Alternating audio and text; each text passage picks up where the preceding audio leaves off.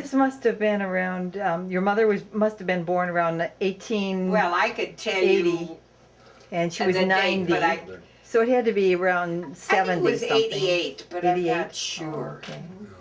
But it was, So let me check on that for you though. Dad died at 86 and Mom died at 92.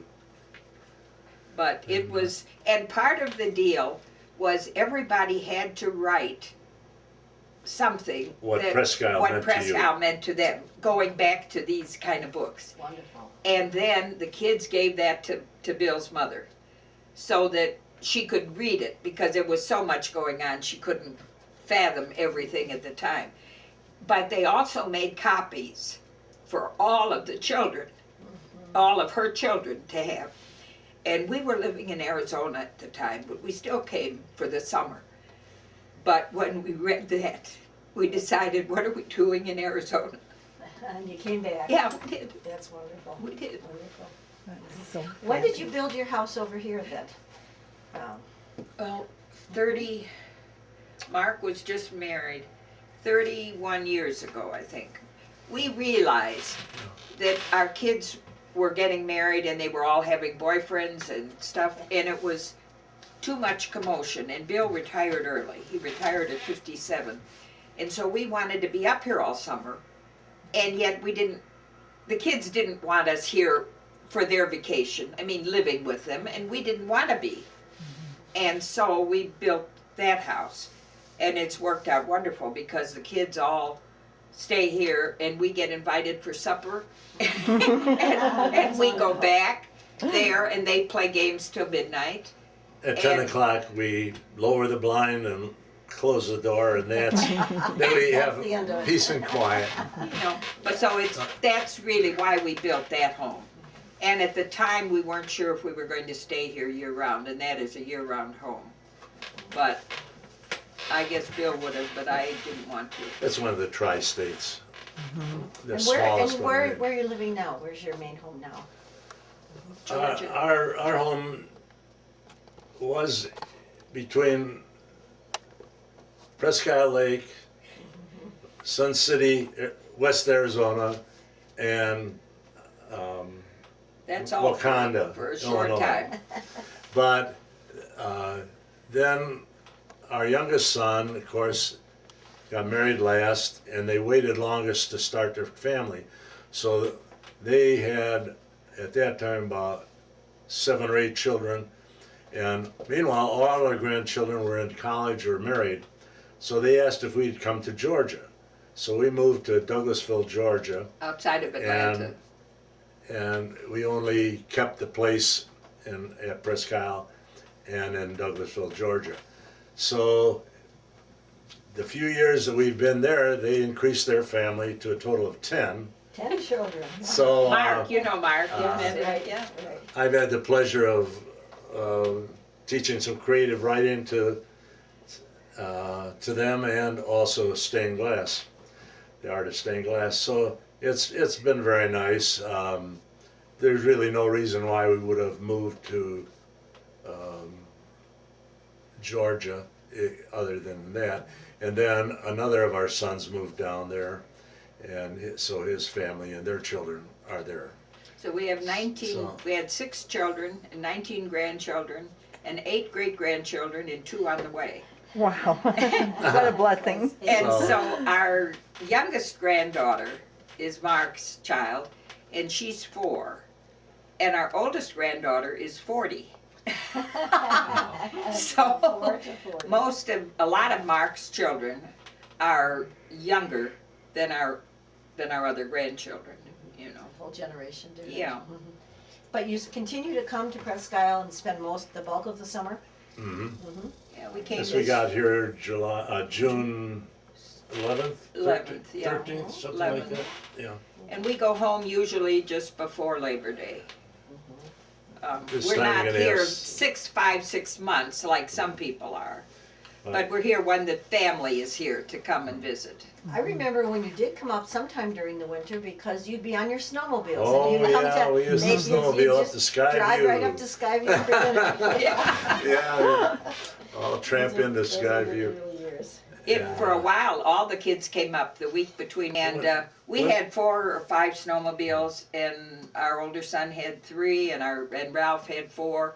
So we had our own caravans Yes, I would say going. that's- Well, early on in our marriage, we found that it was impossible to either be together Christmas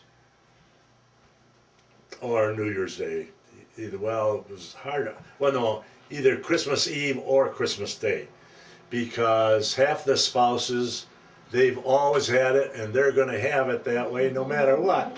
So we thought, well, great, let's wait till the next weekend, and so that would be New Year's weekend.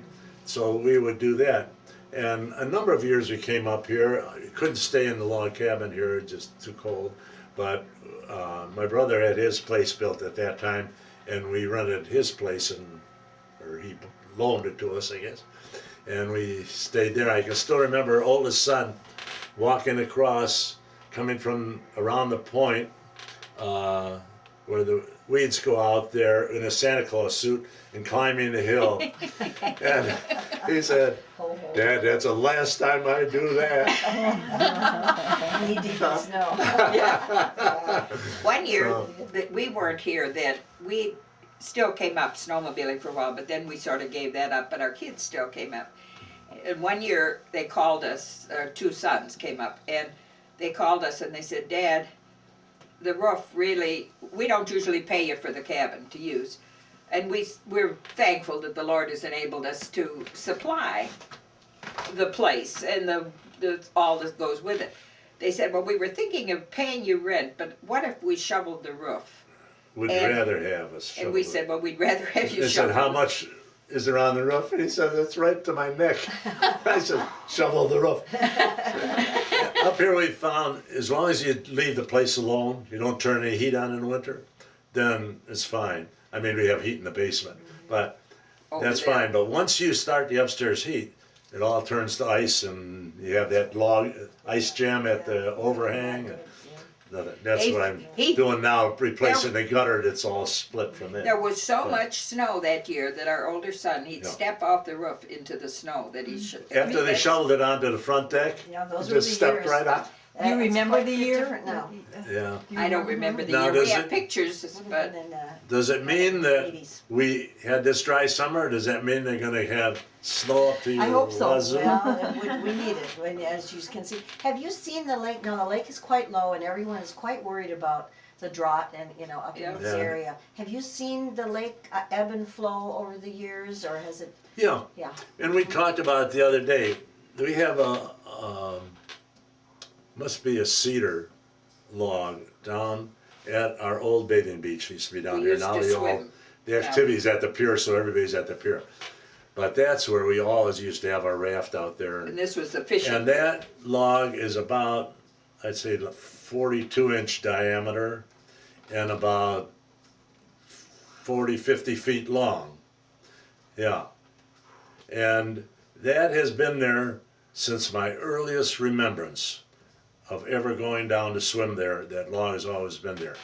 Now, at times, that log was just about washing loose, And at one of those times, we had dragged her over another tree that came out, like that, another cedar. You know how they come out right at the water line? And they had died off, but the rest is still there. And if you look today, you'll see it's still laying on that. But now, the kids have put some stone there to help keep it from erosion. But you see, there's beach between the stone and the It's high log. and dry. So it is lower. I really can't remember that it's ever been that low. Although, according to the paper, some say, yes, it's a matter of this, and It's one of those you things know, when you're here, some you say no. just, Cyclical. and somebody say Take it it's for granted. even Lake Superior is the lowest it's ever been, and all that. So I don't know. It's still awfully nice lake, and I would It's been good not for you and your switch it family. for anything else. Yeah, I've been there. we used to have our own ice house. Yeah. And Bill would come up with his folks and cut their own ice. Tell them when you slept in the living room here, that was before we, Well, years ago. Usually my uncle would come with that, but my uncle in the Depression Well, it was quite a while after the Depression, really. Yeah, must have been after the war. After it must have been in Anyway, Late 40, 47 or so. He sold his place, that's and so there Bruce's. was nobody. So I don't think we had electric then. No, we didn't, but No. when you, But anyway, my dad and my mom and I decided we'd come up and put the ice up, see if we could get somebody in town to give us a that was hand. before we were married, So- Bill. So we came up, and it was cold. I mean, what we would usually do, we'd call somebody at a phone. There wasn't very many phones around up here, but we'd say, "How thick is the ice?" And just because it's that on Boot Lake doesn't mean it's going to be that on Presque Isle Lake, you know. But around the 15th of January, so we try and call and see if there's ice. Come up. So the three of us came up, we drove up, and we went down and poked a hole, and the ice was only about, the good ice was only about 10 inches thick. So Dad says, well, I tell you what we'll do, the day's almost gone anyway, we'll shovel off about 20 feet square, and overnight it's gonna freeze on down.